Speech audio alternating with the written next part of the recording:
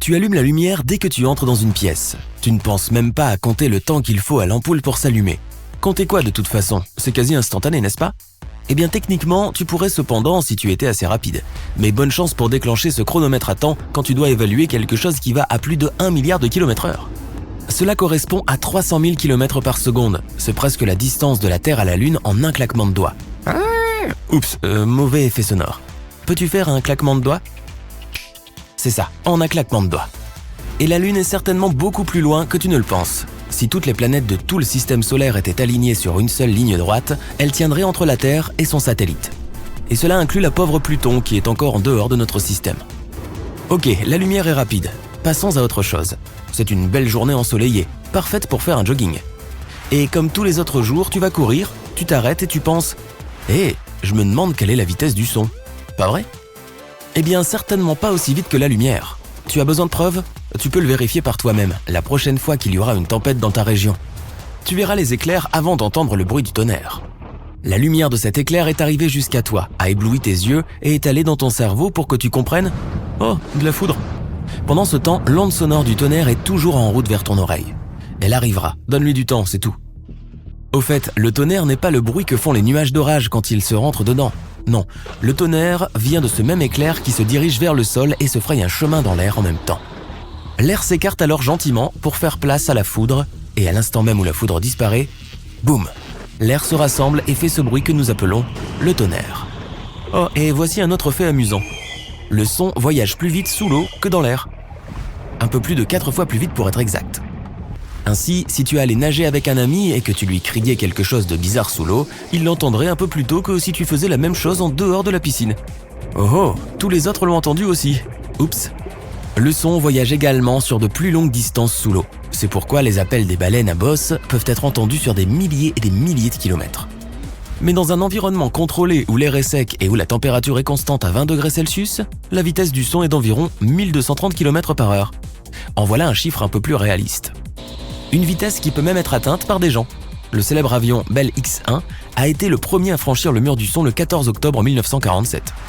Le pilote d'essai Chuck Yeager était dans le cockpit de l'avion fusée. Imagine entendre ce boom sonore pour la première fois de l'histoire. Bravo, capitaine. Les humains peuvent faire la course avec le son, mais avec la lumière, c'est un tout autre défi. D'abord, la mesurer n'est pas chose facile. La vitesse officielle de la lumière a changé plusieurs fois au cours de l'histoire, même en remontant au XVIIe siècle.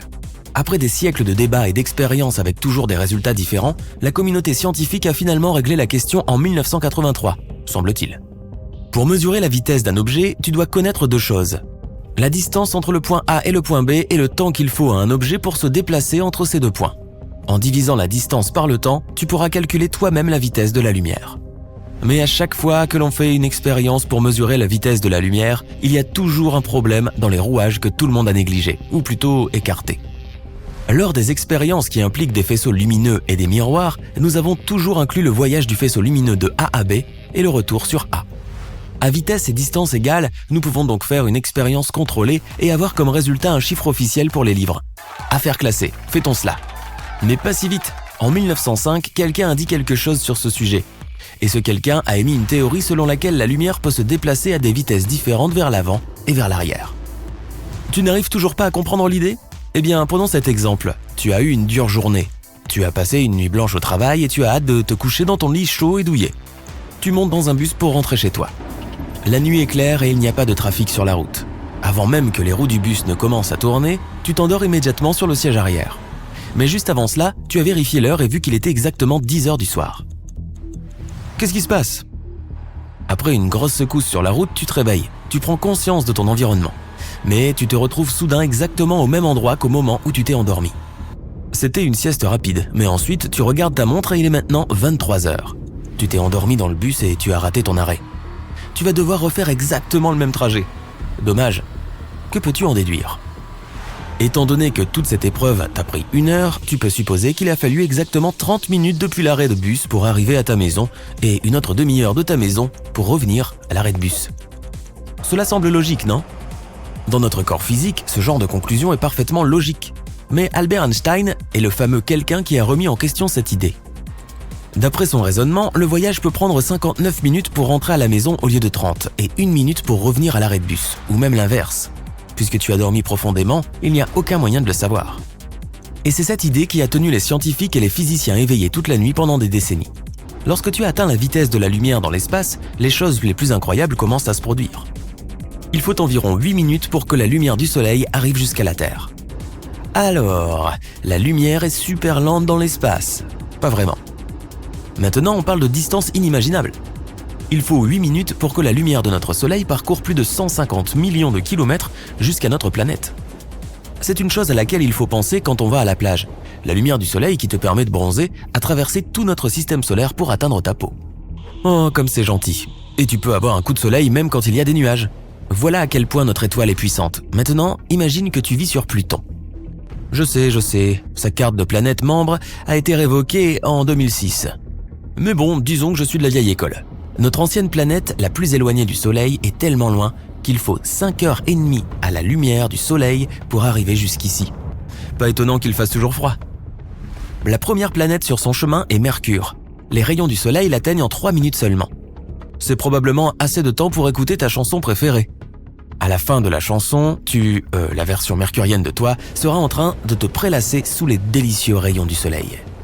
Il serait impossible d'écouter ce morceau dans l'espace puisque le son ne peut même pas voyager ici. Tu sais, personne ne peut t'entendre crier. Oups, moi je l'ai entendu, cela dit. La musique n'est que l'air qui vibre. Et sans air dans l'espace, le son ne peut pas voyager. C'est ce qui explique le silence sinistre qui règne dans l'espace.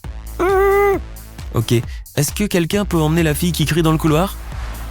Et pendant que nous sommes dans l'espace, rendons une petite visite sympa à notre voisin.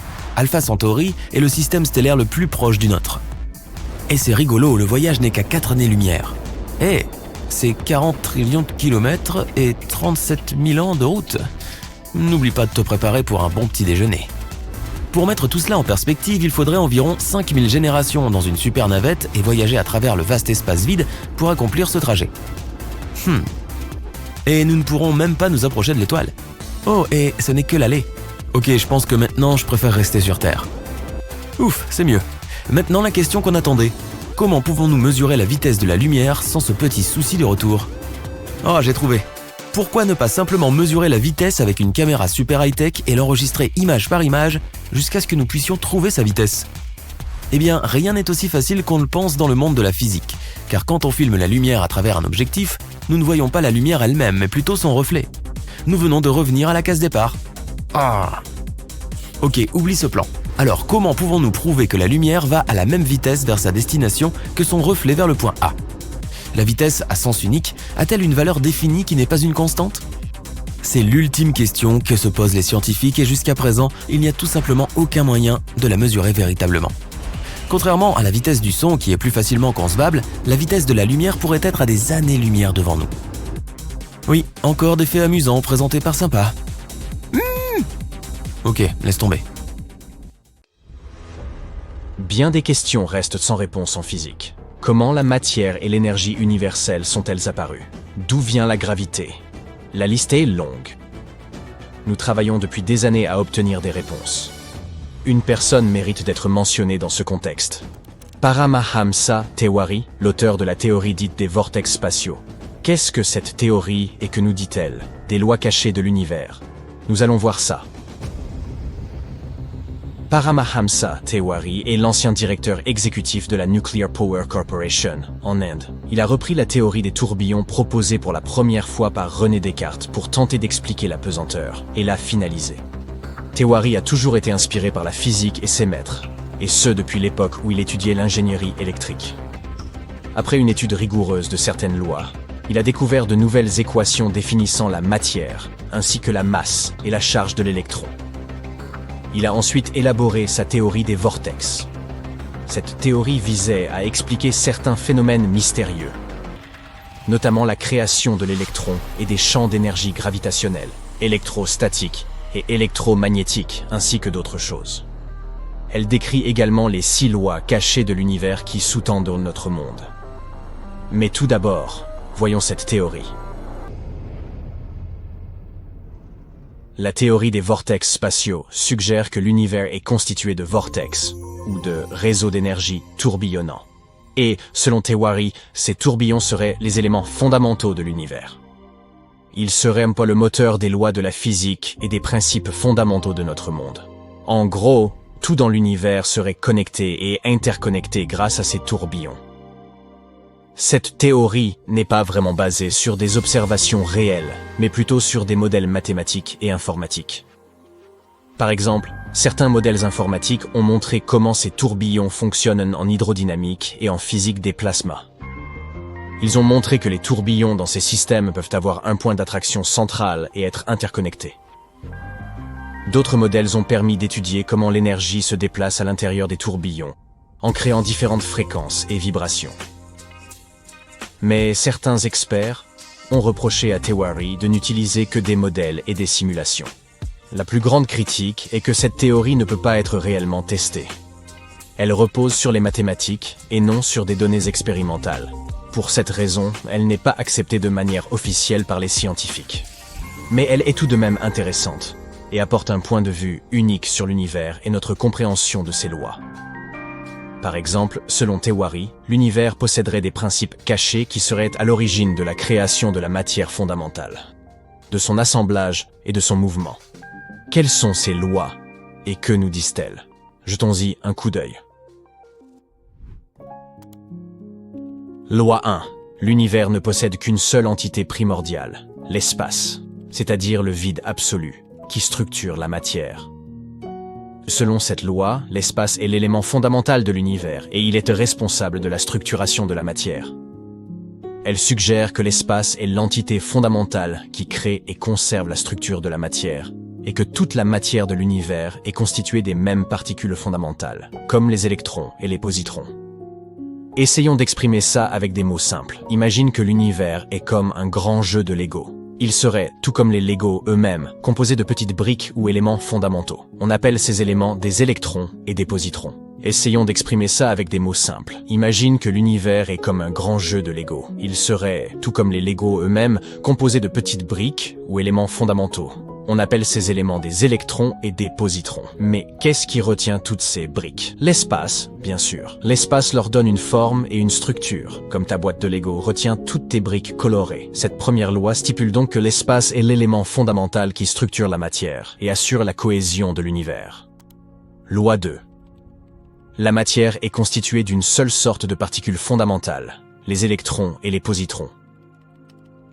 Cette loi stipule que toute la matière de l'univers est constituée des mêmes particules fondamentales, l'électron et le positron. Ce sont les briques de Lego dont nous venons de parler. Selon cette deuxième loi, ces minuscules particules invisibles constitueraient tout, de l'atome minuscule à l'immense galaxie. Quelle que soit la forme ou la taille de notre construction en Lego, elle est toujours constituée des mêmes éléments. Loi 3. La distribution des champs dans l'espace, telle que reconnue par la physique contemporaine, liée à la matière et émanant d'elle, est issue d'un seul champ fondamental dans l'espace.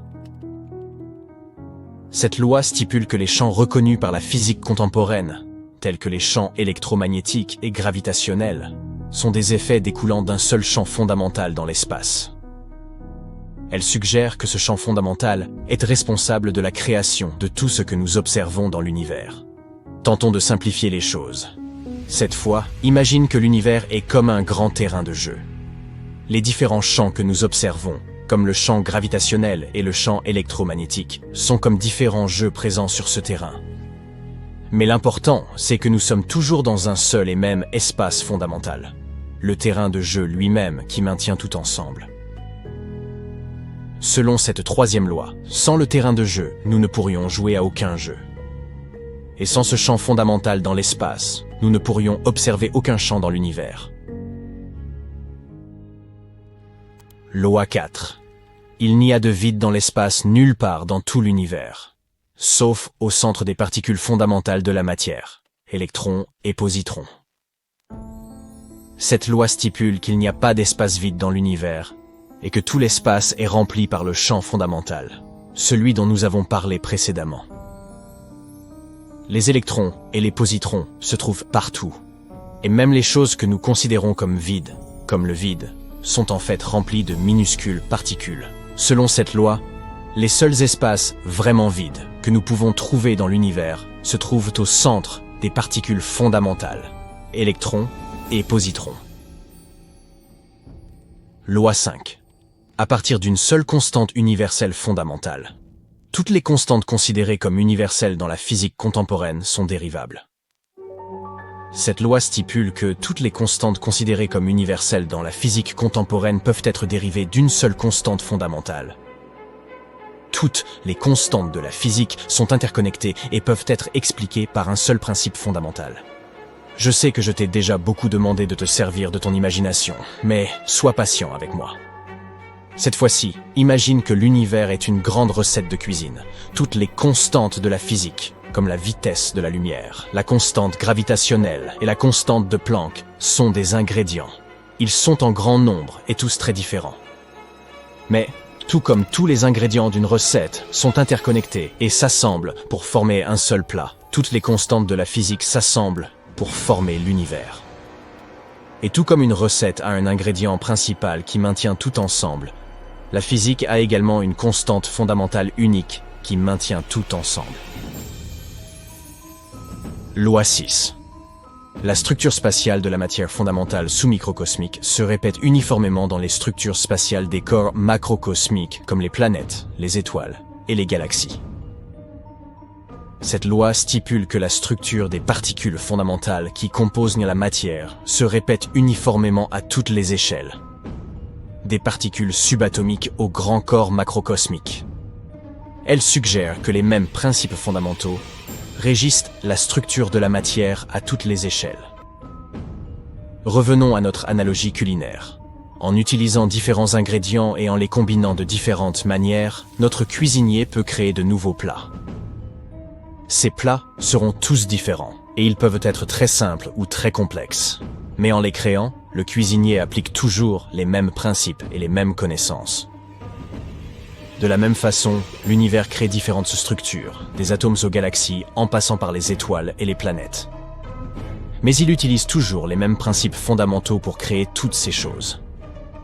Cette loi suggère donc que la structure des particules fondamentales qui composent la matière est répétitive et uniforme à toutes les échelles. Voilà les 6 lois fondamentales de l'univers, selon Tewari.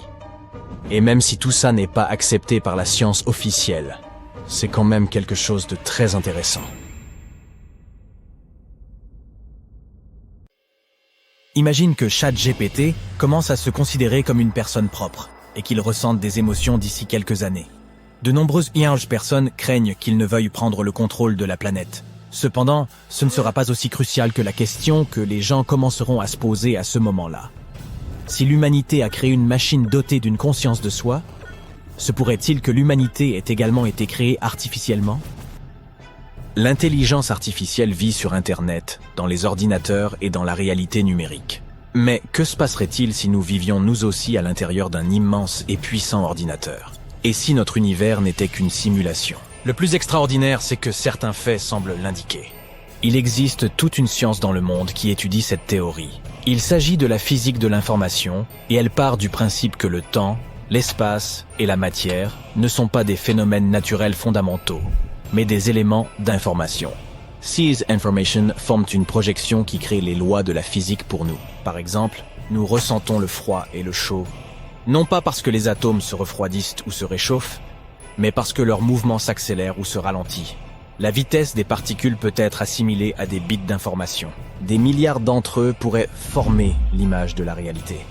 Un jour, le philosophe Nick Bostrom a déclaré qu'une civilisation avancée pourrait créer des technologies si complexes que les simulations de ces technologies seraient indiscernables de notre réalité.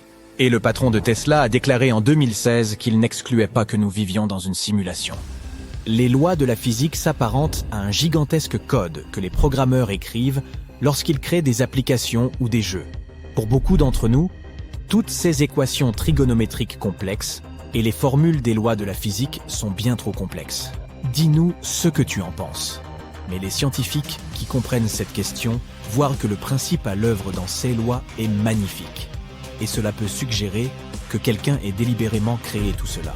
Les mondes virtuels, les applications ou les jeux reposent sur le traitement de l'information. Si tu te plonges dans ces informations, tu verras qu'elles sont constituées de bits et de pixels. Toute image sur l'écran de ton téléphone en est constituée. Et tout processus de transfert de fichiers est basé sur des bits. Ceux-ci s'additionnent pour former des octets, des kilooctets, des mégaoctets, et ainsi de suite, jusqu'à ce qu'une image plus grande se forme. Et si notre vie est une simulation, elle doit aussi se composer de bits. Dans notre CAS, les pixels et les bits sont les atomes et les autres particules qui constituent notre univers. Il existe à l'intérieur de ton ordinateur et de ton téléphone des processus dont la vitesse et la puissance de calcul sont limitées. Si tu tentes de les dépasser, ton appareil commencera à fonctionner plus lentement. Ainsi, dans notre réalité, il existe également une limite de vitesse maximale. Il s'agit de la vitesse de la lumière. Lorsqu'un objet commence à se déplacer presque aussi vite que la vitesse de la lumière, le temps ralentit également pour cet objet. De même, le temps s'écoule plus lentement à proximité d'un trou noir. Cet objet doté d'une masse gravitationnelle inimaginable pourrait bien être un corps si lourd qu'il surcharge la puissance de calcul du processeur. Il existe également une notion d'intrication quantique, dans laquelle deux particules peuvent être liées même si elles sont très éloignées l'une de l'autre. Les électrons se déplacent autour d'un atome. Ils sont reliés entre eux, et si les propriétés de l'un d'entre eux sont altérées, le second réagira en conséquence. Et même si tu places CS électrons de part et d'autre d'une galaxie, ils conserveront cette connexion. Comment cela est-il possible? Les scientifiques se posent la même question. L'expérience de la double fente est l'une des expériences les plus célèbres à suggérer que notre monde puisse être une simulation. L'essence de cette expérience peut être réduite à une simple thèse selon laquelle le monde n'existerait que lorsque nous le regardons ou interagissons avec lui par le toucher, l'ouïe et nos autres sens. Imagine que tu aies lancé un nouveau jeu sur un vieil ordinateur. Parfois, l'image du jeu se fige. Dans le jeu, tu te tournes vers la gauche et tu vois que les montagnes et la route sont toujours en train de charger. Puis, tu te tournes de l'autre côté et la même chose se produit. En d'autres termes, le monde du jeu ne charge que lorsque tu le regardes à travers les yeux de ton personnage. C'est nécessaire pour faciliter le travail du processeur. Il est beaucoup plus efficace d'obtenir un élément d'information sur le monde lorsque tu le regardes que de faire tourner le monde entier simultanément. Souviens-toi de cela. Et maintenant, passons à l'expérience. Tu disposes donc d'un appareil qui envoie de petites boules de lumière, des photons. Tu lances des photons à partir de l'appareil et ils s'écrasent sur un tableau noir, laissant des traces blanches sur la surface. Maintenant, place une large plaque avec une petite fente verticale entre l'appareil et le tableau noir et bombarde-les à nouveau de photons. Les boules commencent à s'écraser sur la plaque, mais certaines d'entre elles passent à travers la fine fente. Elles s'écrasent sur le tableau noir et y laissent une marque blanche verticale. Tout semble logique. Mais maintenant, pratique une autre fente de la même longueur et de la même épaisseur dans la plaque. Tu libères à nouveau des photons vers la plaque. Certains d'entre eux passent à travers les deux fentes. D'après toi, à quoi devrait ressembler la trace sur le tableau? 2 bandes verticales blanches, n'est-ce pas? Jette donc un coup d'œil à la plaque. Elle est couverte de nombreuses lignes verticales. Lorsque les photons traversent la plaque, ils acquièrent les propriétés d'une onde et s'écrasent sur la planche, laissant une trace étrange. Comme s'ils étaient passés non pas par 2, mais par 10 fentes différentes. À quel moment change-t-il de trajectoire? Voyons cela. Tu te places donc entre le tableau et la plaque pour voir comment les particules se transforment en ondes. L'appareil libère des photons. Ils passent à travers les 2 fentes. Rien d'anormal. Il y a 2 traces verticales sur le tableau et aucune onde. Tu fermes les yeux et tu libères à nouveau des photons. Cette fois, ils se comportent de manière chaotique et laissent de nombreuses lignes sur le tableau. C'est-à-dire que leur comportement change en fonction de l'observateur. Lorsque tu les regardes, elles se comportent de manière logique. Mais quand on ne regarde pas, les lois de la physique semblent ne plus s'appliquer. Cela te rappelle-t-il quelque chose? C'est comme si tu jouais à un jeu et que tu regardais le monde autour de toi qui se charge. Mais si tu ne regardes pas, le monde s'arrête de fonctionner. Les chercheurs ne savent toujours pas pourquoi les particules se comportent différemment en l'absence d'observateurs. Et peut-être qu'elles sont timides, et ce n'est pas le seul mystère. Dans le monde de la physique quantique, de nombreuses lois de la nature ne s'appliquent pas. Chaque année, cette science suscite plus de questions qu'elle n'apporte de réponses. Si nous imaginons notre univers comme un grand hologramme, alors la physique quantique serait son code de programmation. Et si un jour on comprenait ce code et qu'on apprenait à le modifier, cela nous permettrait de transformer l'espace, le temps et la matière. Toute réalité pourrait être réécrite. Le code dit-il que les objets matériels ne peuvent pas dépasser la vitesse de la lumière? Nous le réécririons et rendrions la vitesse limite 100 fois plus élevée. 1 heure dure-t-elle 60 minutes? Et si l'on changeait une ligne du code pour qu'une seconde soit aussi longue qu'une année? Quelques modifications logicielles des lois de la physique permettraient de transformer la neige en or et l'océan en sucre-glace. L'univers entier se transformerait en un vaste terrain de jeu. Cela semble cool à première vue, mais les gens perdraient probablement rapidement le contrôle. L'univers serait en proie au chaos. Or, la beauté de notre monde réside dans l'harmonie qui y règne. Revenons à l'intelligence artificielle. Supposons que sa puissance atteigne le niveau du cerveau humain et qu'elle prenne conscience d'elle-même. Dans ce cas, ce ne sera pas un choc pour elle, car elle connaîtra très probablement l'histoire de son apparition par étapes successives. Mais comment réagirons-nous si nous découvrons que nous sommes un programme informatique? Programme informatique est un terme bien trop simple. Un être humain est un organisme multifonctionnel, complexe et intelligent qui éprouve des émotions, contemple la beauté, est capable de pensées abstraites et bien plus encore. Le terme de création est plus approprié ici. Peu importe que nous ayons été créés artificiellement, car notre création sera toujours belle et complexe. D'ailleurs, n'oublions pas que de bons jeux vidéo ou de bonnes applis ne peuvent être réalisés que si les développeurs aiment leur création. 13,8 milliards d'années, une mystérieuse explosion s'est produite dans l'espace. C'était le chaos. Un moment où les étoiles, les planètes, les astéroïdes, le reste des corps spatiaux et les galaxies sont nés. C'était le Big Bang, une théorie que nous connaissons tous. Mais personne ne sait avec certitude ce qui s'est passé, d'où vient l'univers et ce qu'il y avait avant. Certains pensent même que l'univers est passé par un cycle où il s'est contracté et étendu plusieurs fois. En 1991, un cosmologiste de l'université de Stanford, nommé Andrei Linde, a soumis un article dont l'idée principale suggérait la possibilité que l'univers ait été créé dans un laboratoire. Selon sa théorie, il y avait une chance qu'une civilisation avancée quelque part dans le monde ait créé notre univers. Cette civilisation aurait créé un cosmos entièrement nouveau, qui a ensuite évolué vers ses propres planètes, étoiles et formes de vie intelligentes. 30 ans plus tard, de nombreux scientifiques prennent cette théorie très au sérieux. Ils ont même commencé à parler de choses que nous, en tant que civilisation, pourrions faire pour atteindre un niveau aussi avancé. La théorie dit que cette civilisation avancée a décidé d'ajouter une technologie qui a aidé à créer un nouvel univers à partir de rien. Cela a eu lieu par le biais du tunnelage quantique.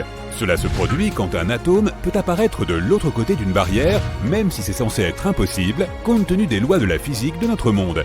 Comme par exemple, si tu voulais passer de l'autre côté d'un grand mur, mais que tu ne peux pas le passer avec des échelles ou le contourner. Imagine que tu peux simplement le traverser comme un fantôme.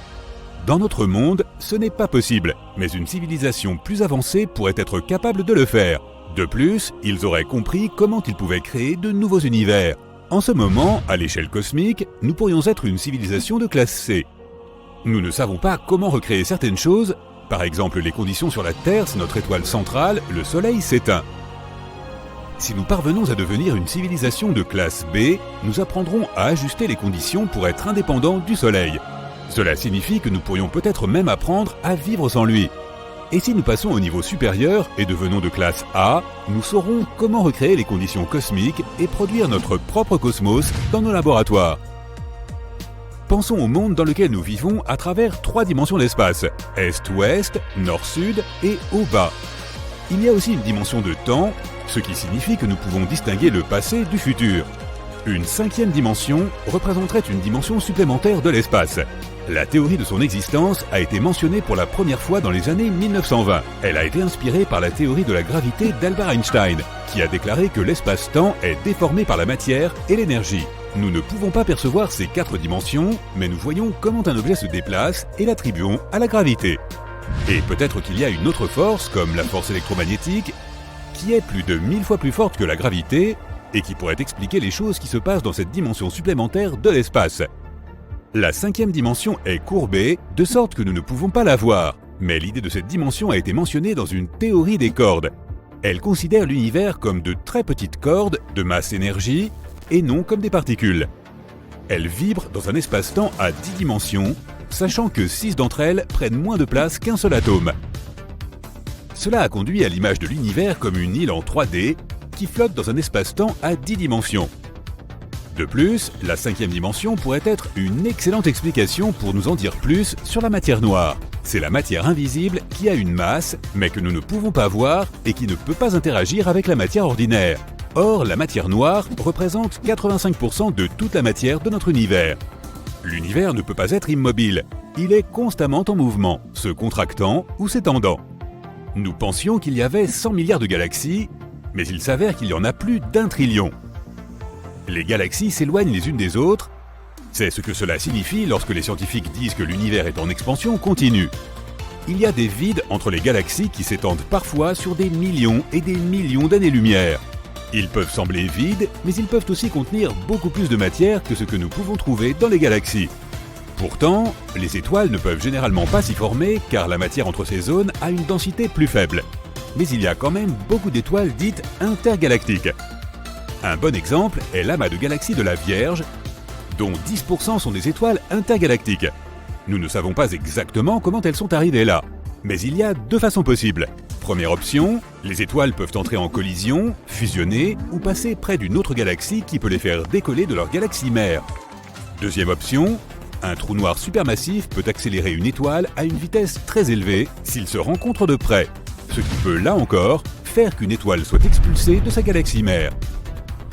Si tu disposais d'un aimant géant, tu pourrais même extraire quelque chose des environs d'un trou noir. C'est possible si le champ magnétique près d'un trou noir supermassif est aussi fort que le champ gravitationnel du trou noir. Mais cela ne fonctionne pas si nous parlons de matériel qui se trouve déjà au-delà de l'horizon des événements du trou noir. C'est la limite où la force gravitationnelle est si puissante que même la lumière ne peut pas s'en échapper. Il faudrait que tu accélères ce matériau au moins à la vitesse de la lumière pour qu'il puisse s'échapper. Pour cela, tu aurais besoin d'une quantité infinie d'énergie. Mais un aimant pourrait t'aider si quelque chose se dirige vers le trou noir, mais n'est pas encore entré à l'intérieur. Lorsque l'on évoque les trous noirs, tu as sans doute en tête l'image d'un vide géant dans l'espace. Mais la Voie lactée est très probablement pleine de milliers de trous noirs plus petits qui flottent dans la galaxie. Lorsqu'une étoile arrive à sa fin, elle est détruite dans une explosion de supernova, qui est un cataclysme d'énergie. Durant cette explosion, les densités dans le noyau atteignent un état suffisamment intense pour que rien ne puisse s'échapper. Au même moment, la majeure partie de l'étoile explose vers l'extérieur, mais une partie s'effondre vers l'intérieur, créant un trou noir. Plus l'étoile est grosse, plus le trou est gros. Le trou noir avale alors tout ce qui se trouve sur son chemin, y compris les autres étoiles. Lorsqu'une étoile est attirée dans le trou noir, elle est déchirée à cause de la forte gravité à l'intérieur. Certaines de ses parties tombent dans le trou, tandis que les autres sont éjectées à des vitesses incroyablement élevées. Certains trous noirs pourraient avoir été formés de façon différente. Les premiers stades de notre univers étaient pour le moins assez chaotiques. Il y avait des températures et des pressions élevées, et cet état a façonné le cosmos tout entier. Dans les bonnes conditions, n'importe quelle vieille tache de gaz a pu se rétrécir pour devenir un trou noir. Et il en existe de toutes les tailles. De quelques kilos à des masses colossales comme celles de milliers de soleils. Et tout ce qui se trouve entre les deux. Les trous noirs ne sont pas vraiment noirs, ce sont des zones à forte gravité et aucun objet ne peut s'échapper lorsqu'il entre à l'intérieur. Ils se nourrissent de rayonnements électromagnétiques tels que la lumière et les particules spatiales. Comme ils consomment de la matière en permanence, les trous noirs émettent une lueur sombre. La Terre n'est pas si proche du bord inhospitalier du système solaire. Nous sommes en 6e position. Les scientifiques ont créé une carte 3D de notre système solaire où nous pouvons voir à quoi ressemble le bord. Il leur a fallu 13 ans pour la concevoir. La frontière s'appelle l'héliosphère externe. Elle marque la zone de l'espace où le vent solaire, qui est le flux de particules chargées que notre Soleil émet, est dévié et drapé par le rayonnement qui provient de la région vide au-delà de notre système solaire. La couche intérieure de l'héliosphère est celle où le Soleil et les planètes ont la forme approximative d'une sphère, alors que la couche extérieure n'est pas aussi symétrique. Cette asymétrie se produit parce que notre Soleil se déplace dans la galaxie et subit une friction avec le rayonnement qui se trouve devant lui.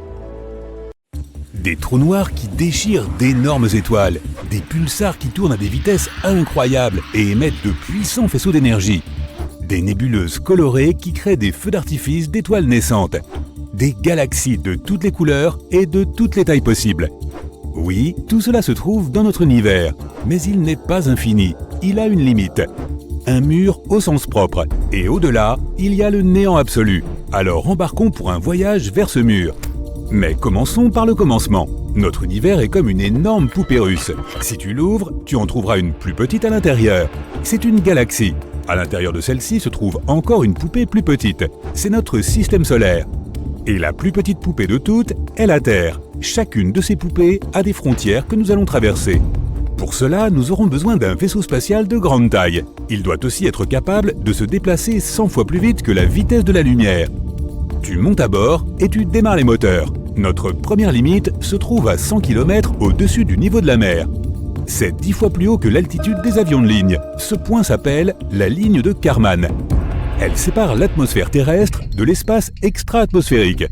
Maintenant, volons plus loin jusqu'au bord de notre système solaire. Nous allumons les hyperpropulseurs et passons devant Mars, Jupiter, Saturne, Uranus et Neptune. Nous avons parcouru une distance de 100 unités astronomiques. Une UA est la distance entre la Terre et le Soleil. Et voici la limite de notre système solaire, l'héliosphère. Ici, la vitesse du vent solaire diminue rapidement. D'abord, elle passe de 1 million de km par heure à la vitesse du son. Ensuite, il y a une couche appelée l'héliopause. C'est là que le vent disparaît presque complètement. Puis notre vaisseau subit une vague d'étrave. C'est là que nous ressentons la force du vent interstellaire, qui entre en collision avec la frontière de notre système solaire. Lorsque tu passes cette frontière, tu te retrouves dans l'obscurité de l'espace interstellaire. Et c'est là que tu trouves les deux objets fabriqués par l'homme qui ont fait ce voyage pour la première fois dans l'histoire. Il s'agit de Voyager 1 et Voyager 2. Voyager 1 a franchi cette frontière en 2004. Voyager 2 l'a fait en 2007. Ces sondes spatiales ont découvert que l'héliosphère n'est pas une sphère parfaite autour du Soleil. Sa frontière sud est 10 UA plus proche de l'étoile que sa frontière nord. Nous nous déplaçons donc dans l'espace interstellaire et nous approchons bientôt d'un mur de pierre autour de notre système solaire. 200 000 UA plus loin, et le voilà. Ce mur de pierre est le nuage de Oort. En réalité, c'est une ceinture d'astéroïdes qui entoure notre monde. Les scientifiques pensent que le nuage de Oort pourrait être la source des comètes et des météorites qui tombent sur la Terre. Mais ils sont si dispersés que nous pouvons facilement nous glisser entre eux. Maintenant, nous sommes dans l'obscurité totale. La Voie lactée fait environ 106 000 années-lumière de diamètre. Avec une fusée classique, il faudrait des milliards d'années pour parcourir cette distance. Mais tu accélères au maximum, tu passes magistralement devant les étoiles et les planètes comme sur un circuit de course. Et en quelques minutes, tu es au bord de notre galaxie. Il n'y a plus de vent interstellaire. Tout ce que tu vois, ce sont des points lumineux quelque part au loin. Ces points sont d'énormes galaxies. Il nous faut consulter une carte pour se rendre jusqu'au bord de notre univers tout entier. Tu es ici, près de la Voie lactée. Elle fait partie d'un amas de galaxies appelé le superamas Laniakea. Mais même cet énorme amas est comme une aiguille dans une botte de foin. En faisant un zoom arrière, on trouve le superamas Hydra Centaurus. Des milliers de galaxies sur la carte ressemblent à de petits points. Zoom arrière maximum. Voici tout notre univers observable. Nous pensions qu'il était infini, mais nous avons peut-être la preuve qu'il y a une frontière. Elle se trouve ici, à 10 milliards d'années-lumière de chez nous. Même si tu te déplaçais à la vitesse de la lumière, un voyage là-bas prendrait 2 fois plus de temps que l'existence de notre planète entière. Pendant ce temps, soit le Soleil s'éteindrait, soit il exploserait comme une supernova, détruisant tout notre système solaire. Et si tu pouvais vivre aussi longtemps et revenir ensuite chez toi, tu verrais que notre galaxie n'existerait plus. Elle est depuis longtemps entrée en collision avec la galaxie d'Andromède et a fusionné en un seul grand corps cosmique. Heureusement, ton vaisseau est capable de déformer l'espace-temps pour que ce voyage prenne littéralement quelques secondes. Boum! Félicitations, tu es arrivé à destination. Le supervide d'Eridanus. Certains scientifiques pensent que cet endroit est la preuve des collisions de notre univers avec quelque chose d'assez grand pour laisser une si grande cicatrice. Le supervide d'Eridanus est un espace vide et froid de 1 milliard d'années-lumière de large. Si tu imagines ce vide comme une tasse, il pourrait contenir au moins 10 000 galaxies. Et il est apparu après un accident aux proportions gigantesques. L'objet qui s'est écrasé dans notre univers n'était autre que un autre univers. Oui, d'autres univers peuvent réellement exister. Imagine que notre univers entier est une énorme bulle qui contient tous les amas de galaxies de l'univers observable. Il pourrait y avoir un nombre infini de telles bulles qui seraient nées pendant le Big Bang. Ces univers peuvent être différents d'une autre. Ils peuvent abriter d'autres galaxies et nébuleuses. Mais ces bulles pourraient aussi être des univers parallèles. Cela signifie que si tu as choisi des céréales plutôt que des flocons d'avoine ce matin, dans un autre univers, ton alter ego pourrait avoir choisi les flocons d'avoine. Chaque choix que tu as fait dans la vie a eu des conséquences complètement différentes dans un univers parallèle. Et comme le nombre de choix est infini, il y a une infinité d'univers parallèles. Donc, comme une bulle ordinaire, notre univers a une paroi qui se trouve près du supervide d'Eridanus. Il y a longtemps, une autre bulle est passée devant la nôtre. En se rapprochant l'une de l'autre, leurs champs gravitationnels ont commencé à interagir. Notre mur frontalier a commencé à se déformer et à s'étirer vers l'autre univers. La même chose s'est produite de l'autre côté. Puis, les parois des deux univers sont entrées en contact. Mais comme les bulles ont bougé, leur lien a commencé à se rompre. Et l'autre univers a arraché un énorme morceau du nôtre. Un vide froid s'est formé au niveau de point de collision. C'est le supervide d'Eridanus. Le problème est que l'univers a la même apparence pour un observateur, quel que soit son point de vue. Par exemple, imagine un ballon de basket suspendu en l'air. Maintenant, si nous plaçons une fourmi sur le ballon et lui demandons de trouver le bord du ballon, elle se mettra à tourner autour en faisant un nombre infini de cercles. Mais le paysage autour de la fourmi ne changera pas. Tout ce qu'elle verra, c'est un univers arrondi parce que la sphère reste la même, quel que soit le point de vue. La même chose se produit lorsque nous essayons de trouver le bord de notre univers. Tout cela parce que nous imaginons le monde dans un espace tridimensionnel et que notre vue est limitée. Par exemple, tu vois un carré ordinaire dans un espace bidimensionnel. Mais si tu ajoutes de la profondeur et que tu changes le point de vue, voilà, c'est un cube. Si nous pouvions voir l'univers dans un espace à 4 dimensions, un carré pourrait être quelque chose de complètement différent. Mais peut-être pourrions-nous quitter notre bulle d'adoption. La clé pour voyager dans un autre univers se trouve peut-être à l'intérieur d'un trou noir. Un trou noir est l'un des objets les plus mystérieux de l'univers. Ils sont si massifs qu'ils déforment non seulement l'espace, mais aussi le temps. C'est comme placer un rocher très lourd sur un filet. Le filet s'affaissera et plus tu te rapprocheras du rocher, plus la courbure sera forte.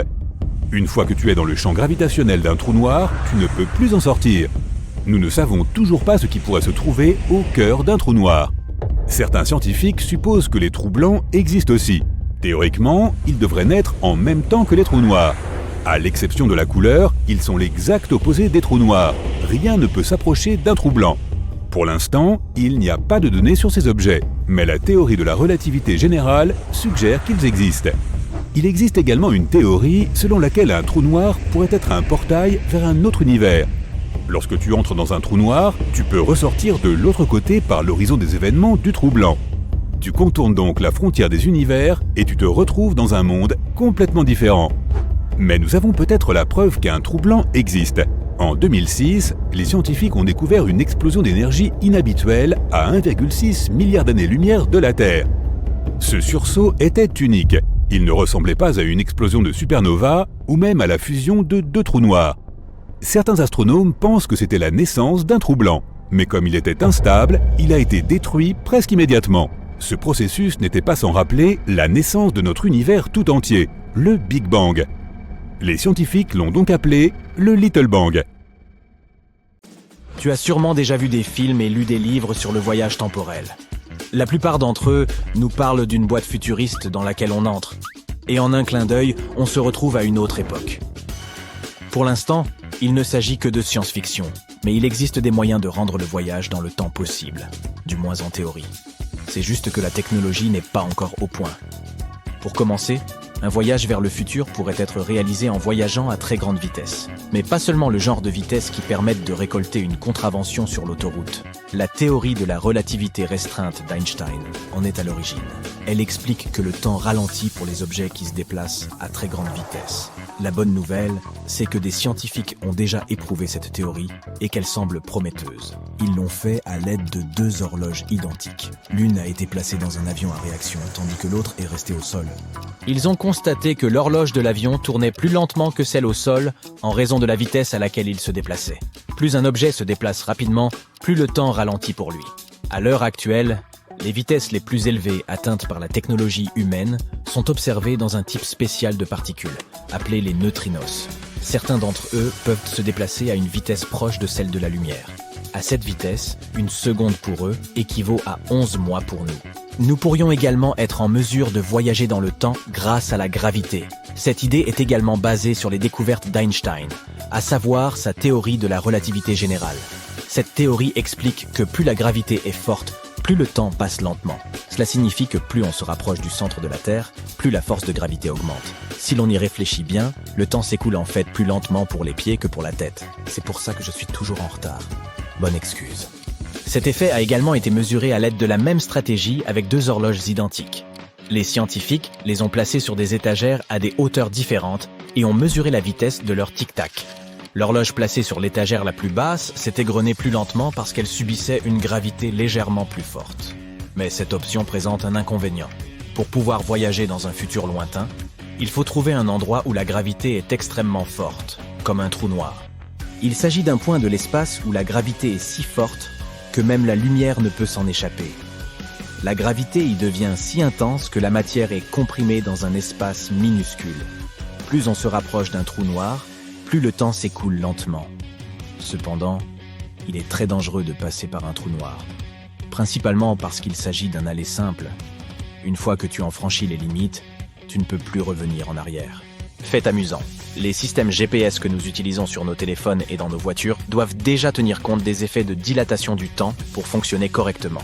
Cela est dû à la vitesse des satellites auxquels ils ont recours et à la gravité qui les affecte ici sur Terre. Sans ces corrections, le GPS de ton téléphone ne serait pas en mesure de te localiser très précisément. Quant à la troisième option, elle a moins à voir avec les forces inconnues de l'univers qu'avec notre propre corps. Les scientifiques tentent de trouver des moyens de voyager dans le temps en ralentissant nos processus corporels. Il ne s'agit pas d'un voyage dans le temps, à proprement parler. Techniquement, tu n'irais nulle part. Mais si ton corps reste immobile pendant une longue période, tu pourrais bien te réveiller dans le futur. Certains animaux, comme les ours et les écureuils, peuvent ralentir leur métabolisme pendant l'hibernation, ce qui signifie qu'ils n'ont pas besoin d'autant de nourriture et d'oxygène pour survivre. Des spécialistes tentent de déterminer si l'homme peut accomplir la même chose. Ils travaillent sur les moyens de faire entrer les gens en hibernation de courte durée, pendant quelques heures pour commencer. Cela pourrait également s'avérer utile en CA d'urgence médicale, afin de stabiliser une personne avant qu'elle ne puisse se rendre à l'hôpital en toute sécurité. En 2005, des scientifiques ont réussi à ralentir le métabolisme de souris en les exposant à une petite quantité d'un gaz spécial. Cependant, lorsqu'ils ont essayé de faire la même chose avec des animaux plus grands, cela n'a pas fonctionné aussi efficacement. Notre quatrième option pour voyager dans le temps est vraiment unique. Elle fait appel à un type particulier de raccourci qui pourrait exister dans notre univers, et qu'on appelle les trous de verre. Avant de poursuivre, essayons de comprendre de quoi il s'agit. Imagine 2 balles et un trampoline. Si aucune pression n'est exercée sur le trampoline, il reste plat. Imagine maintenant les 2 balles placées sur le trampoline de manière symétrique. Si tu les regardes sous cet angle, il est impossible qu'elles se touchent. Mais si tu exerces une pression suffisante sur le trampoline entre les 2 balles, ce textile souple peut s'étirer à tel point que les 2 objets pourraient potentiellement se toucher. La même chose se produit avec les étoiles dans différents systèmes stellaires. Elles sont suffisamment grandes pour que l'espace s'incurve autour d'elles. C'est pourquoi la plupart des planètes ont tendance à orbiter autour d'une étoile. Le tunnel entre ces 2 points serait un trou de verre. Ceci pourrait être utilisé pour parcourir de longues distances, comme 1 milliard d'années-lumière, ou même visiter des époques différentes. De nombreux scientifiques, comme le regretté Stephen Hawking, pensent que ces vortex peuvent apparaître et disparaître, mais qu'ils sont extrêmement petits, plus petits encore que des atomes. Le problème est que nous ne savons pas comment en attraper un et le rendre plus grand de façon à ce que les gens puissent l'utiliser. Cela nécessiterait beaucoup d'énergie et nous ne savons même pas si c'est possible. Certains astronomes affirment que même si nous pouvions trouver un trou de verre et y pénétrer, il s'effondrerait rapidement sur lui-même. La moindre masse supplémentaire, comme celle de notre corps par exemple, pourrait faire craquer le trou de verre, comme un élastique qu'on aurait trop étiré. La 5e solution pour voyager dans le temps a été proposée par un physicien américain du nom de Ron Mallet. Elle fait appel à une ressource dont nous sommes certains qu'elle abonde dans l'univers, la lumière. Ce chercheur a proposé une théorie sur le voyage temporel qui utiliserait un cylindre de lumière en rotation. Il pense que si l'on dépose un objet à l'intérieur de ce cylindre tourbillonnant, il pourra être déplacé à la fois dans l'espace et dans le temps. de la même manière qu'une bulle se déplace lorsqu'on la fait tourner avec une cuillère dans son café. Selon Mallet, une forme adéquate du cylindre pourrait permettre de voyager à la fois dans le passé et dans le futur. Le physicien a tenté de collecter des fonds pour réaliser une expérience destinée à vérifier sa théorie. Cette expérience consiste à faire tomber de minuscules particules, les neutrons, à travers un arrangement circulaire de laser en rotation. Cependant, d'autres scientifiques affirment que la théorie de Mallet est irréalisable et qu'il n'est pas nécessaire de la tester outre mesure. Même si nous parvenions à trouver un moyen de voyager dans le passé ou dans le futur, cela se ferait-il sans danger ? Les experts évoquent depuis longtemps un problème appelé paradoxe du voyage temporel. La principale question est de savoir ce qui se passerait si l'on remontait le temps et que l'on faisait quelque chose qui changerait l'avenir. Toutefois, une nouvelle étude réalisée par des chercheurs de l'Université du Queensland indique que ce problème n'est peut-être pas si concret. Les scientifiques ont procédé à quelques calculs et ont découvert que même si tu avais changé quelque chose dans le passé, notre ligne temporelle finirait toujours de la même manière. Une autre variante de ce problème est appelée le paradoxe du grand-père. Imagine que tu remontes le temps et que tu empêches ton propre grand-père d'avoir une descendance. À bien y réfléchir, cela signifie automatiquement que tu ne devrais même pas exister en premier lieu. Si tes grands-parents n'ont pas eu tes parents, comment peux-tu être venu au monde après tout ? Aujourd'hui, les scientifiques sont certains que même si tu vivais une telle expérience, tu existerais toujours dans le présent. C'est parce que la chronologie qui existe déjà a une façon de s'ajuster, indépendamment de l'endroit où les gens se trouvent dans le temps et de ce qu'ils y font. Ou alors, il faut avoir une puissance de 1,21 gigawatts et une DeLorean sous la main, et faire comme Marty McFly, voire Retour vers le futur. Savais-tu qu'il existe un objet astronomique dans lequel l'espace et le temps échangent leur place ? Mais comment ça fonctionne ? Et que signifie exactement échanger l'espace et le temps ? Essayons de comprendre. Imagine que tu es dans un vaisseau spatial qui ne peut que se déplacer qu'en ligne droite. Ta trajectoire mène à un point inévitable, et tu n'as aucune idée de ce qui t'attend. Tu peux seulement espérer que ce ne sera pas trop grave. Pendant ce temps, tout ce qui t'entoure n'est que pure folie. Un assemblage chaotique d'événements historiques. Qu'est-ce que tu vois ? D'anciens humains et dinosaures ? La naissance de l'univers ? Le futur ? Qui sait ? C'est à ça que ressemblerait l'univers si on échangeait le temps et l'espace. Et, en théorie, c'est ce que tu verrais si tu tombais dans un trou noir et que tu parvenais à survivre. Mais comment une telle chose est-elle possible ? Tout d'abord, parlons du temps et de l'espace. Imagine que tu dessines une ampoule électrique sur une feuille de papier. Puis tu prends une autre feuille et tu dessines la façon dont elle s'est allumée. Pour l'instant, ce n'est qu'un petit cercle de lumière. Une autre feuille, le cercle de lumière s'agrandit. Il devient de plus en plus grand jusqu'à ce que, finalement, il se transforme en un énorme cercle. Dans la réalité, l'ampoule s'allume en un clin d'œil. Parce que la vitesse de la lumière est plus rapide que l'univers. Mais ici, sur nos dessins, on a capturé la propagation de la lumière image par image. On voit comment, au fil du temps, la lumière est passée d'un petit point à un grand cercle. Mais si tu empiles ces cercles, ça ne te rappelle pas une certaine forme ? Par exemple, un cône ? Exactement. On appelle ça un cône de lumière. Et le temps est l'axe central de ce cône. Pourquoi ? Parce que la lumière se transforme d'un petit point en un grand cercle au fil du temps. Pour s'en souvenir, dessinons un vecteur temps, une flèche à l'intérieur du cône. Elle va du passé vers le futur. Pendant ce temps, les cercles représentent l'espace. Dans l'espace, on peut se déplacer comme on veut, dans n'importe quelle direction, vers le haut ou vers le bas, en zigzag et ainsi de suite. Mais peu importe les zigzags qu'on dessine, on avance toujours le long de la ligne de temps. On ne peut pas revenir en arrière et on ne peut pas arrêter le temps. Cela nous aide à définir le temps et l'espace. Le temps est la direction dans laquelle le cône de lumière est orienté. C'est la direction où tous nos chemins mènent et où se trouve inévitablement notre avenir.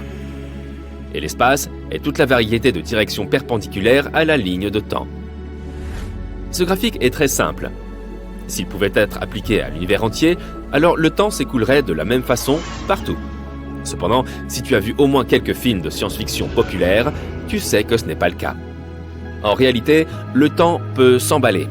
Par exemple, si tu te détends près d'un trou noir, ce qui ne sera que 2 heures pour toi peut s'avérer être 20 ans pour ton ami resté sur Terre. Mais pourquoi ? Prends une grande respiration. Maintenant, la gravité entre en jeu. Tu t'es dit sans doute que c'est simplement cette force qui nous aide à tenir sur le sol. Mais c'est beaucoup plus complexe que ça. La gravité est l'une des forces physiques de base de notre monde, et elle est incroyablement puissante. Elle est même tellement puissante qu'elle peut déformer l'espace et le temps. Elle peut littéralement influencer la vitesse du temps comme un sorcier tout-puissant. Comment ? Pour le comprendre, prenons quelque chose de légèrement plus gros qu'une ampoule, par exemple une supernova. Quelque part dans l'univers, une étoile vient d'exploser. Comment le sait-on ? Rien dans l'univers, aucun son, aucune onde radio, rien ne voyage plus vite que la lumière. Donc on ne prend conscience de la naissance d'une supernova que lorsqu'on la voit. Et cela n'arrive que lorsque son cône de lumière grandit suffisamment et atteint notre planète. Donc le cône de lumière grandit et grandit. Jusqu'à présent, tout va bien. Et finalement, il atteint notre planète. Mais il y a un hic. Notre planète est massive. Très massive. Et elle a une gravité assez forte. Alors que se passe-t-il ? La gravité change la direction du cône de lumière. Elle commence à attirer le cône vers le centre de notre planète. Et avec elle, elle attire aussi notre flèche du temps. Cela signifie qu'elle ralentit le temps. Et plus le cône de lumière est proche de nous, plus la flèche se courbe. Et plus le temps ralentit. Qu'est-ce que ça signifie ? Ça signifie par exemple qu'une montre autour de ta cheville sera en retard par rapport à une montre à ton poignet, que ta tête vieillit plus vite que tes jambes, et que les astronautes en orbite terrestre vieillissent un peu moins vite que les gens sur Terre. C'est ce que les scientifiques appellent la relativité générale. Ok, mais quel est le rapport avec notre sujet ? Comment peut-on comprendre ce qui se passera si on échange l'espace et le temps ? Ne t'inquiète pas, on y arrive. Imagine maintenant un corps cosmique avec une gravité incroyablement forte. Il déforme tellement le temps et l'espace qu'on a l'impression qu'ils s'échangent. C'est un trou noir. Il attire absolument tout vers son centre. Aucune étoile, aucune planète, aucune lumière ne peut y échapper. Disons que notre cône de lumière s'en approche. D'abord, comme d'habitude, le temps commence à se plier vers le centre du trou noir, attiré par sa gravité. Mais la gravité est très forte, si bien qu'il se courbe de plus en plus, et le temps va de plus en plus lentement au fur et à mesure que tu t'approches du centre.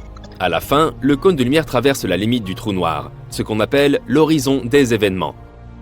À ce moment-là, il s'est tellement déformé que maintenant il pointe littéralement vers le bas. On peut dire que le temps a changé sa direction. Le temps pointe vers le bas. Qu'est-ce que c'est que cette absurdité ?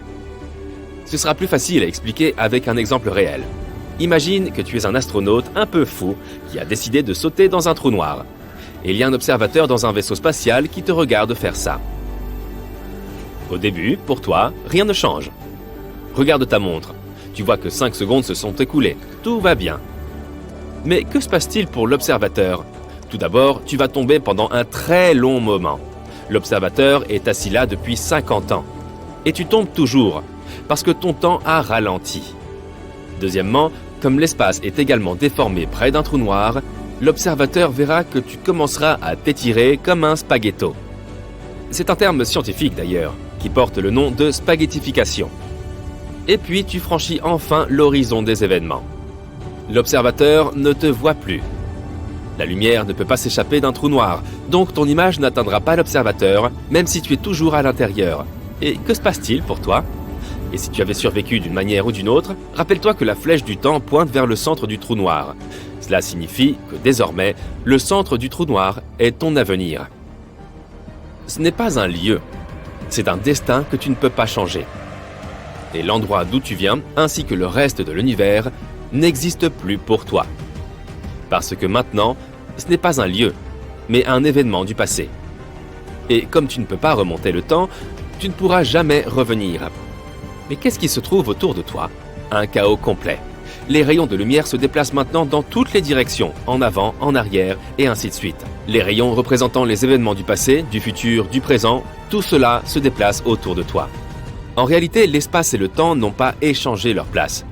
Mais on a l'impression qu'ils l'ont fait, parce que dans l'espace, tu ne peux plus faire qu'avancer, comme si tu suivais une ligne droite. Et le temps reflété dans les rayons lumineux t'entoure partout et se déplace dans toutes les directions possibles. Et là, on retourne au début. Cet exemple horrifiant nous aide à imaginer ce que l'on ressentirait si le temps et l'espace étaient inversés. Bien sûr, tout cela n'est que théorie et supposition. L'idée même que nous nous déplaçons dans une direction, celle que nous n'avons pas choisie, et qu'il y a un chaos temporel complet autour, semble assez effrayante. Et pourtant, ce serait une expérience très intéressante. Tu es partant ?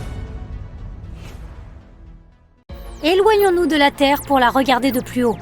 Elle brille comme un sapin de Noël. La nuit, les grandes villes ressemblent à des taches jaunes, et le jour, nous pouvons voir des structures étranges, comme une île en forme de palmier dans les Émirats arabes unis ou une ligne sombre qui traverse la Chine, la Grande Muraille. Ce sont des traces de l'existence humaine.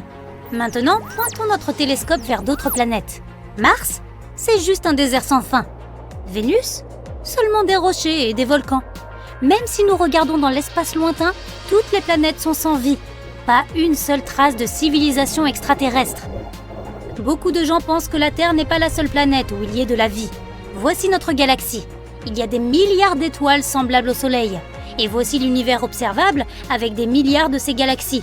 Il y a un nombre presque infini d'étoiles. Et près de chacune d'elles, il doit y avoir des planètes habitables. Mais il se peut que nous n'ayons pas trouvé de vie sur d'autres planètes parce qu'elles se cachent justement sous leur surface. Par exemple, il y a Europe, un satellite de Jupiter légèrement plus petit que notre Lune. Sa structure ressemble à un œuf à la coque. Sa surface est une croûte de glace. Mais si on la traversait, on atteindrait un océan d'eau. Jupiter et ses satellites sont très éloignés du Soleil. Il y fait donc très froid, environ moins 170 degrés. L'eau liquide s'y transforme donc instantanément en glace. Mais Jupiter a une forte force gravitationnelle. Cela cause beaucoup de friction à l'intérieur d'Europe et ça réchauffe son noyau. Cette chaleur fait fondre la glace environnante et cela donne un océan d'eau liquide sous sa surface. L'eau est la base de toute vie, donc il pourrait y avoir de simples bactéries dans cet océan. Et qui sait, peut-être qu'il y a aussi d'autres formes de vie, comme des poissons aux formes étranges à cause de la faible gravité, ou des créatures semblables aux baleines, se nourrissant de plancton. En 2009, les scientifiques ont découvert une planète entièrement recouverte d'un océan, GJ 1214. Elle se trouve à environ 40 années-lumière de la Terre, et environ 75% de sa masse est constituée d'eau. Pourtant, les températures sur cette planète sont si élevées que cette eau s'évapore. Mais il y a tellement de vapeur qu'elle semble aussi dense que l'eau elle-même. Rien ne pourrait sembler vivre dans de telles conditions. Mais les scientifiques ont récemment découvert au moins 24 planètes meilleures que la Terre, et les ont qualifiées de super habitables. Elles orbitent autour d'étoiles lointaines, dans leur zone habitable. C'est la zone située à une distance parfaite d'une étoile pour accueillir la vie. Dans notre système solaire, Vénus, la Terre et Mars sont dans cette zone. Une planète super habitable doit être 10% plus grande que la Terre et avoir une gravité plus forte, afin d'avoir une atmosphère plus dense. Une température de 8 degrés supérieure à celle de la Terre rendrait cette planète plus humide et favoriserait le développement d'une variété d'organismes. Ces planètes pourraient accueillir la vie, mais il est difficile de savoir si la vie y est déjà présente. Le principal marqueur qui confirmerait l'existence d'une civilisation avancée là-bas pourrait être les ondes radio. Imagine une planète habitable semblable à la Terre. Au cours de l'évolution, des êtres intelligents y sont apparus. Ils sont plus grands que les humains à cause de la faible gravité et leurs yeux sont adaptés à la lumière d'une autre étoile, beaucoup plus brillante que le Soleil. Tôt ou tard, ces êtres devront utiliser des ondes radio pour communiquer entre eux. Nous pouvons penser à ces ondes comme à des sons puissants venant de haut-parleurs. Voici la Terre. Nous utilisons beaucoup les ondes radio et le bruit provenant de notre planète est assez grave. Si une planète voisine avait des radiotélescopes, de grandes antennes qui captent ces ondes, elle se rendrait compte que la vie s'épanouit ici. Il y a de nombreux radiotélescopes sur Terre qui sont pointés vers l'espace, dans l'attente d'un signal extraterrestre. Mais nous n'avons encore rien reçu. Cela ne veut pourtant pas dire qu'il n'y a pas une planète quelque part dans l'univers qui émette des ondes radio. C'est une question de distance. Faisons un bond de 200 années-lumière vers une autre étoile. Supposons qu'il y ait une planète X hébergeant la vie. La civilisation ici est assez avancée pour utiliser les ondes radio, donc ils émettent une première onde dans l'espace. Nos radiotélescopes ne pourront la capter que 200 ans plus tard. Cela fonctionne également dans l'autre sens. La communication radio n'existe sur Terre que depuis 1895. Notre signal radio n'atteindra donc pas la planète X avant 2095. C'est seulement à ce moment que les extraterrestres entendront notre voix. Mais ce bruit ne dure pas longtemps. Chaque année, notre technologie s'améliore et le bruit que nous faisons diminue. Nous utilisons la communication mobile, la télévision par câble et la fibre optique. Cela réduit le bruit émis par notre planète dans le spectre radio, et nous deviendrons même bientôt invisibles pour les autres planètes. Et c'est pareil de l'autre côté. Les ondes radio ne sont donc qu'un petit bip à l'échelle cosmique. C'est pourquoi nous ne pouvons pas affirmer que le silence radio soit une preuve que la vie extraterrestre n'existe pas. Un télescope géant, qui pourrait prendre une photo en direct d'une planète possiblement habitée, changerait la donne. On zoomerait sur la photo et hop, on verrait des villes extraterrestres avec des immeubles et plein d'antennes. Mais nous ne pouvons pas encore voir si loin. Nous pouvons à peine prendre des photos de Mars et de ses satellites, et même leur qualité nous induit encore en erreur. Prenons par exemple Sidonia, qui ressemble à un visage humain sur Mars. On a pensé qu'une ancienne civilisation avait fait une sorte de sculpture. Des théories plus extravagantes parlaient même des restes d'un géant, et qu'il y avait même un corps entier sous le sable de Mars. Mais en fait, c'était juste une colline. Le vent a créé des creux à cet endroit et avec l'ombre, nous les avons pris pour des yeux et une bouche humaine. Il y a aussi le monolithe sur le satellite de Mars, Phobos. On y a trouvé une roche lisse qui était presque aussi haute que la pyramide de Khéops. Cette découverte a donné lieu à de nombreuses théories sur la civilisation qui l'a construite. Mais il s'est avéré que ce n'était rien de plus qu'un rocher. Le nombre infini d'étoiles et de mondes qui les entourent garantit presque l'existence d'autres civilisations. Alors pourquoi ne viendraient-elles pas sur Terre ? Nous pensons que la vie dans l'univers se développe selon des scénarios similaires. L'émergence de formes de vie simples, suivie de l'évolution et de la naissance de civilisations technologiquement avancées. Mais comme sur Terre, des cataclysmes s'y produisent et provoquent des extinctions massives, comme les météorites. Il y a peut-être une civilisation prête à partir dans l'espace, mais qui fut détruite par une énorme météorite, comme celle qui a effacé les dinosaures de la surface de la Terre. La vie sur cette planète recommencerait donc un nouveau cycle à partir de zéro. En outre, plus la civilisation est avancée, plus le risque d'autodestruction est grand. Les scientifiques pourraient mener des expériences sur des machines, comme le grand collisionneur de Hadron, et y créer accidentellement un trou noir. Celui-ci se mettrait à avaler tout ce qui l'entoure et grossirait. Rapidement, toutes les villes super développées de cette civilisation disparaîtraient, ainsi que toute la planète. Une autre possibilité pour une civilisation super avancée serait de voyager par les trous de verre. Ce sont comme des tunnels situés dans l'espace-temps.